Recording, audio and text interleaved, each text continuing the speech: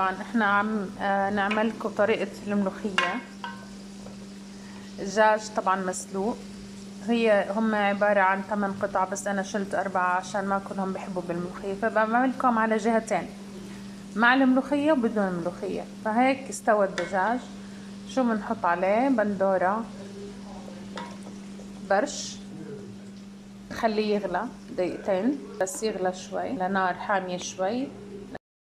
هلا احنا الدجاج طبعا انسلق، وحطينا عليه برش بندورة فريش، طبعا ضروري تنحط.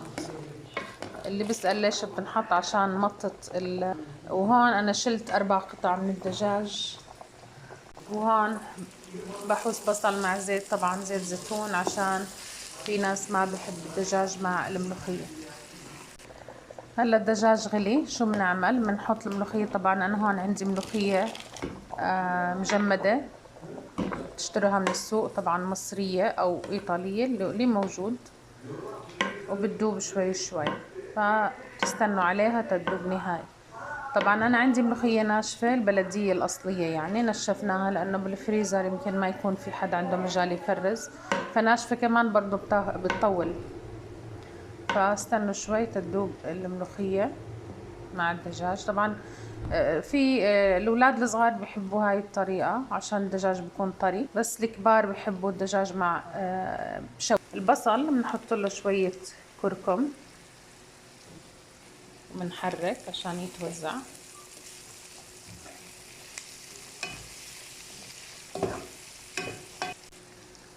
وفلفل طبعا ناعم.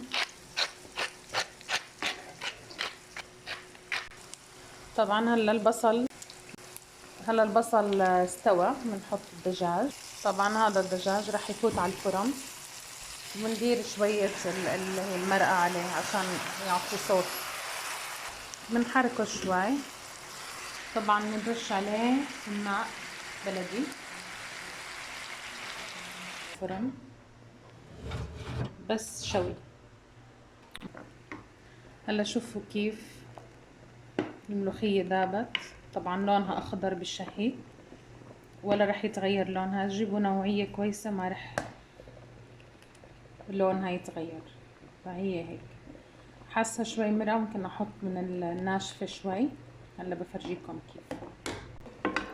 طبعا هاي كمية الناشفة، يعني تقريبا نص كاسة، فمنديرها.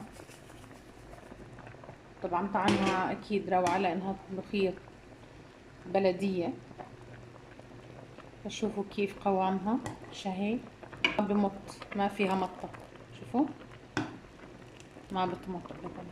طبعا هيك رح تغلي بحدود اللي يعني هي طبخة سريعة وخفيفة ومفيدة، يعني غليان زي هيك 10 دقايق بس. طبعا بنحمص الشعرية شوي لبين ما يصير لونها احمر. شايفين؟ زي ما انتم شايفين انه بلشت الشعرية تصير حمرة هيك. لما يصير هاي الدرجة خلاص بجيب الرز وبحطه. بندير رز بنحطه طبعا على الشعرية.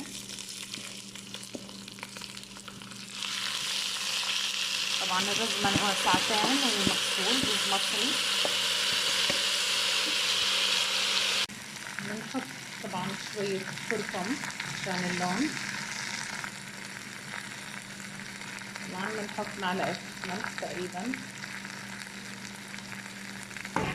بنحرك لبين ما الرز يتغلف كله بالزيت.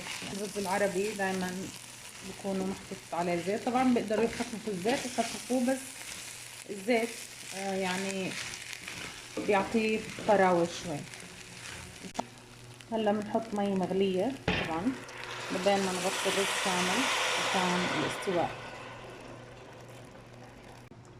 زي ما انتم شايفين الرز تقريبا يعني اتغطى في المي. طبعا هلا بنعلي النار، بنخليها حامية شوي عشان يغلى دقيقتين، بعدين بنوطيها على الاخر وبنغطيه تيستوي. بفرجيكم كيف بعد ما يستوي. طبعا هون الدجاج بعد ما شويناه اللي بالفرن. طبعا هذا غير عن الدجاج اللي بالملوخية. هون الدجاج بالملوخية تقريبا جهز. الريحة تشهي. طبعا هلا شو رح نعمل؟ تقلية التوم لازم ينحط عليها عشان نكهة الملوخية. نيجي للرز. هلا بهاي المرحلة طبعا بعد ما غلي دقيقتين على نار حامية غطيناه على نار واطية بحدود 10 دقائق. هلا هيك صار، ممكن احركه على الخفيف حركتين بس عشان بخار يتوزع على كل رز ويستوي. وبرد اغطيه مرة تانية. هلا المرحلة الأخيرة بدنا نفرجيكم علاية الثوم. طبعا بحط زيت، هي عبارة عن ترى معلقة بس مبين زيت كتير لأنه التصوير.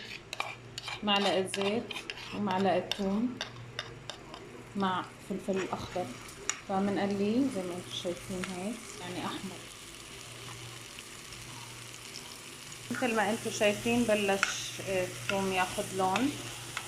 طبعا لازم ينقلى هيك بس ما ينحرق، لأنه إذا انحرق بيعطي طعم مش طيب. هلا بننزل الثوم على الملوخية. طبعا في ناس بحب يسمع صوت الطشة. صوت الطشة بتطلع لما يوصل لدرجة حرارة عالية وممكن انه ينحرق الثوم، بس انا ما بحب صراحة ريحة الثوم المحروق، فبحطها لسه بكون درجة حرارتها مش عالية كتير، فما بتسمعوش الطشة يعني. دقيقة غليان وخلص هيك تقريبا جهزت معنا. طبعا هذا الرز شوفوا كيف طري وما شاء الله ريحة ولا أحلى. طبعا خلص الرز معانا، هلا بدنا نقدم الطبيخ. طبعا الدجاج هي جاهز مشوي مع بصل، نكهته رائعة. عندك الرز مع الشعرية، وفي كمان عنا الملوخية مع الدجاج، وبتقدروا كمان تقدموا معها ليمون ومقبلات وصحتين.